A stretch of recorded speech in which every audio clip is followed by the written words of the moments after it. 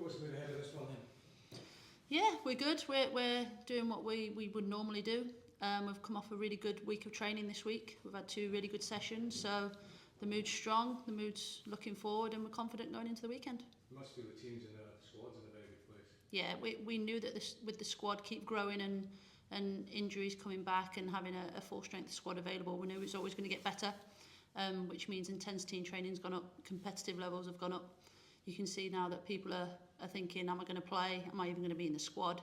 So it just helps. It just helps with competitive levels within the team. What would it mean to get an 11-point advantage, albeit one game ahead, against the champions at the stage of the season? Yeah. Well, if any advantage we can take, we'll take it. We want to win the game anyway. So regardless if it was 1 point difference or 5 points difference, whatever that looks like, we want to win the game.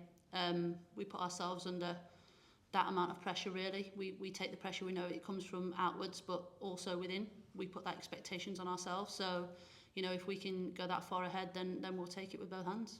What are you expecting from City? It'll be a tough game. We know they've had a tough time of it lately. A couple of, results that haven't gone their way. So, it's looking that they're probably going to come out fighting. They've got a point to prove. They took, I feel that they took 2 points off us last time. So we've got to be wary, and we know that they've got threats. But yeah, I'm not expecting an easy game at all. Does that draw still rankle? Sorry? Does that draw still rankle? Well, it does and it doesn't, because as I said at the time, it's a long season. Where our squad was at that time, it's not where it's at now. We look very differently with different players on the pitch, and that's the beauty of our squad. Just changing 1 or 2 players can change the dynamic of a team and how it looks and how we play. So, that it's still there, but we've got to use that as motivation to go. We're still in a very strong position in the league. We're still front runners, and we're still playing really good football. How are the players feeling about this one? Yeah, I think we're all really excited about it. These are the games that you really want to play in, and obviously it's always a tough game against Glasgow City, and we know how close it is at the top of the table, so these are the ones that everyone's really excited about. How do the players feel they've been receptive to Joe's wanting? Yeah, obviously Joe's came in, we've got a new formation as well, which took a bit of time to adapt to, but I think we're really getting the hang of it now, and things are starting to click, so our performance levels are going up as well. The same question to you, what would a win mean at the stage of the season? Yeah, obviously we want to get the 3 points, that's what our main objection, but I think there's still a long season ahead. It's definitely not a title decider or anything, but we want to stay at the top of the table because that's where we want to be. How encouraged have you been, Joe, since you came in, the way the players have taken on your messages and your way of working? It must be really pleasing to see the impact that's had so early on. Yeah, that's one of the biggest positives for me. I've said previously that I thought it would take a while longer than what it has for them to, perform to the levels that they have, which is encouraging for me because it means we've got another level in us. They're taking things on board. We're doing it day in, day out in training, and we're showing it in the majority of our games. Obviously, we know we're not going to be perfect game in, game out, because that's not football. But for the majority of the time, we're delivering what I'm asking them to do. So that's been one of the most pleasing points for me. Yeah. What's been the secret to that success? I think it's the buy-in of the players. I think that was the biggest thing for me. I think I have to show them consistency and show them that what I am asking them to do day in, day out. We don't just throw out the window one week and then use it again the next. They are consistent messages that they do get from me, so they know it's stuff that is going to stay. So I think that the quicker they bought in, the better, and they did it straight away. It was really good to see, and you can see that outcome on the pitch, really. How have you to form that team spirit, that keep on rushing, that any successful team needs that? Yeah. Certainly we did over the summer in the first few weeks, like team meetings or nights out or anything, just something to force that early on. Yeah, well, I had a lot of communication with the players. The first thing I did when I entered the job, my first day, I spent 10-15 minutes with each player, having a real good chat and listening to their point of view, stuff that they didn't find went so well last year and stuff that they did find that went so well. So it was looking to see what I could improve early doors and seeing what I could really latch onto, what they really enjoyed last year. So it was just, for me, it was listening to the players, listening to their gripes and their stuff that they wanted to improve, which everybody has, and we know we always needed to improve. And for me to show them the levels that I wanted them to get to and point out my, vision and way of working and setting that stall out early.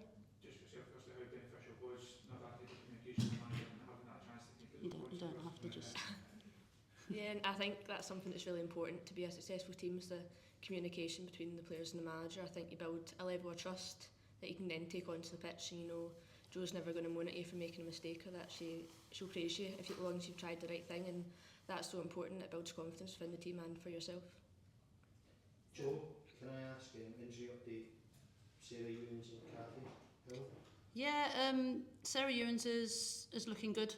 She's made her way back into the squad now, and it's important for us. I think that, you know, she's a player different to what we've got, and I think she's going to bring a different level to our game, which is great to see. Another player entering the squad gives me another headache. We're still unsure on Kathy at the moment. She's still having a few tests and seeing how far we can get through tomorrow. So she won't be available Sunday? We're not sure. We're going to make that decision tomorrow. Kirsty, can I ask you, and then I'm going to ask Jo if you can comment on this as well. You seem to be the mainstay now of this team, and you've been performing really well. How are you coping with that expectation as somebody that's still so young? I think obviously still being a young player, I maybe didn't expect to play as much as I have this season, but I think the girls around me need to take credit for that. The way they've took me under their wing and encouraged me on the pitch helps build me confidence. But I think, you know, the squad depth, as Jo touched on earlier, is huge in this team. Everyone's capable of doing a job, so if I want to keep playing, then I know I need to keep performing. Jo, can I just ask you about Kirsty's performances? Obviously she's been keeping established players out, but she has flourished. How has that happened, and what have you done to kind of help that, and how proud are you of her performances? Oh, immensely. I think, you know, she's a young player, but as an old head on her shoulders, you can see she sees the game light years ahead of her actual age. So, you know, when she's playing the game, she makes it look easy. She links our play really well. She's been a mainstay for us because she's performing, and I think that's a big message that we do send. She trains well, she's a good athlete, she's a good professional, and she plays well when she plays on the weekend. So I think that's part of our standards and our expectations, what we expect throughout the team. So, you know, she's delivering on all those levels. She's going to keep her shirt and keep performing. That nice to hear.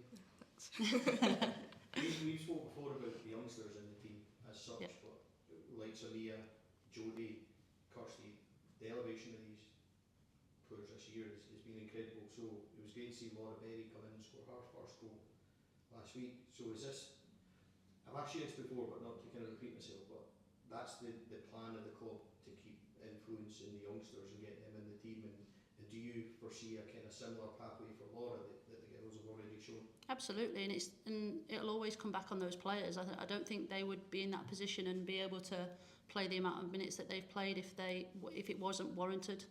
You know, as we're talking about Kirsty keeping some really experienced players out of the team, it's because she's performing. And if they are performing and they are training well and they are taking on information, they will always get a chance with me.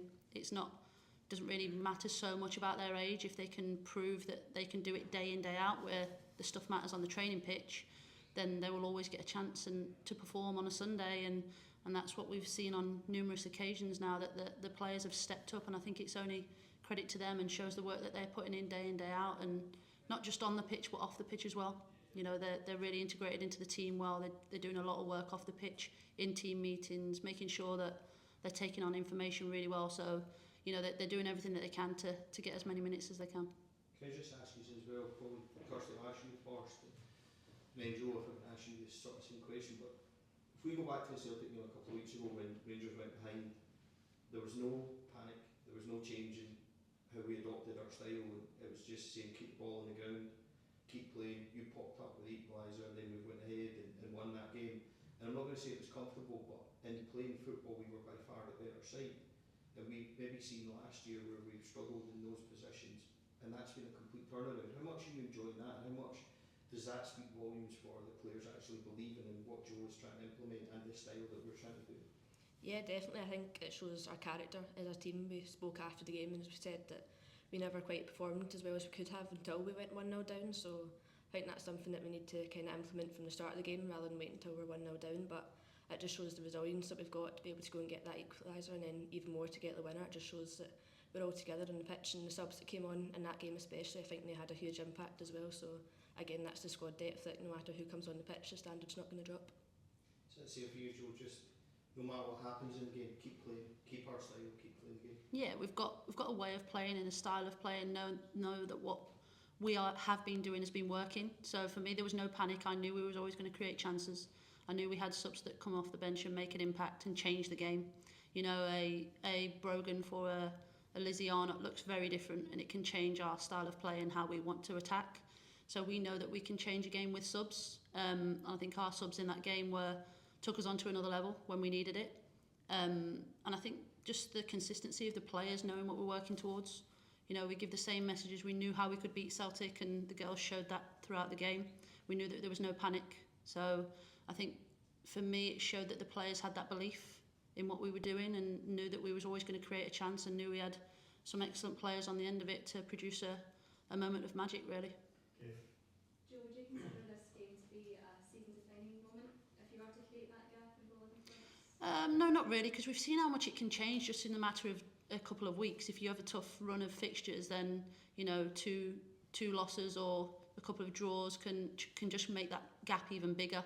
So you know it can change like that, and we do know it's a long season, and we're still pre-Christmas right now. So for as much as it would be nice for us to have that gap and have that buffer, I'm not going to say it's a season-defining moment for the other team right now. No. Do you feel that you're a much better side now than when you faced City a couple of weeks ago in that draw? Yeah, I think we've been improving week on week. I think our squad size says that itself. Being able to fill a bench for the starters, that really helps. And I just think it makes that we've played a few games now back to back. We've had some good performances. Fitness levels have gone through the roof. We're really pushing the players in training. Intensity's gone up. So we know that we're going to be in a better position now than what we were then. But it's just making sure on the day we make that count. Just to Kirsty, obviously, Joe said it's not a defining moment of the season, but what would it do psychologically for the squads and for yourself personally if you were to go that much clear?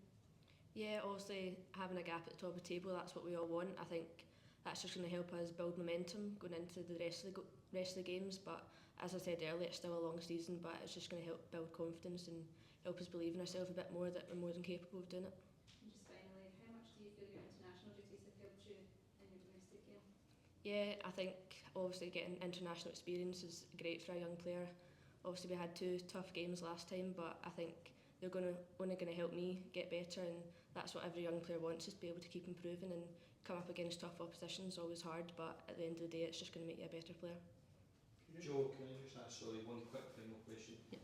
Malky spoke in previous years about the influence of the men's manager here. He said that Giovanni Van Bronckhorst and Michael Wales spent time with the girls and maybe come in and spoke to them.